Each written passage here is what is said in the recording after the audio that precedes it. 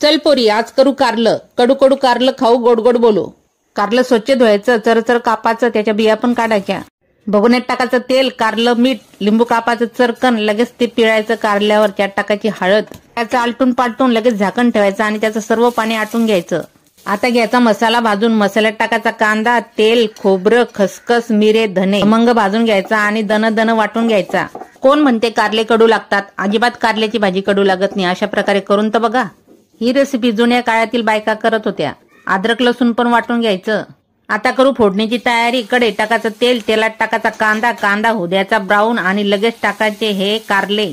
कारल्याची भाजी करायची असून सकाळी तर रात्रीच हे कारले उकडून घ्यायचे, म्हणजे त्याचा कडूपणा जातो आणि कारले अजिबात कडू होत नाही.